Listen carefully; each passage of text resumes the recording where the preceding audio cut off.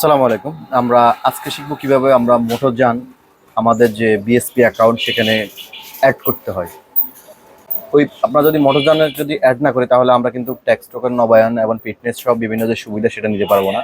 তো আজকে আমরা শিখব কিভাবে মোটরযান সংযুক্ত করতে হয়। চলুন আমরা শুরু করি। প্রথমে আপনি বিএসপি অ্যাকাউন্টে লগ ইন করবেন। লগ ইন করার পর এখানে যে মেনুগুলো আছে সেখানে গিয়ে দেখবেন এই যে মোটরযান সংক্রান্ত এখানে ক্লিক করবেন। করার পরে দেখুন মোটরযান সংযুক্ত করুন। আমরা এখানে ক্লিক করব। করার পরে একটা ইন্টারফেস আসবে যেখানে রেজিস্ট্রেশন নাম্বার, উৎপাদনের বছর, স্যাসিস নাম্বার, ইঞ্জিন নাম্বার এই তথ্যগুলো আপনাকে দিতে হবে। আমরা এখন মোটরসাইকেলের একটা সংযুক্তি করব।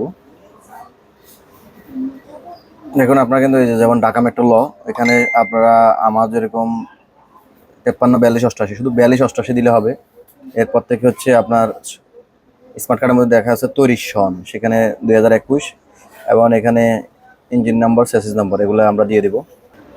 মোটামুটি আমাদের এগুলো দেওয়া হয়ে গেছে। এখন আমরা এখানে অনুসন্ধানে ক্লিক করলাম। তারপরে আমরা নিচে দিকে কিন্তু আমাদের তথ্য চলে আসবে, ঠিক আছে। এরপর আমরা সংযুক্ত করুন, এখানে আমরা ক্লিক করব। আমাদের মোটামুটি সংযুক্ত হয়ে গেছে।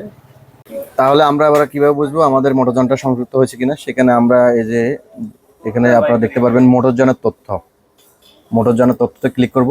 ক্লিক করলে দেখুন এই যে আমার ঢাকা মেট্রো, এই যে মোটরসাইকেলের আমার ইয়েটা হয়ে গেছে, অ্যাড হয়ে গেছে। আমার আরও একটা প্রাইভেট কার অ্যাড করা আছে, যার কারণে এই দুইটাই কিন্তু আমার শো করছে। তো আপনি চাইলে খুব সহজেই এভাবে করে নিতে পারেন ঘরে বসে।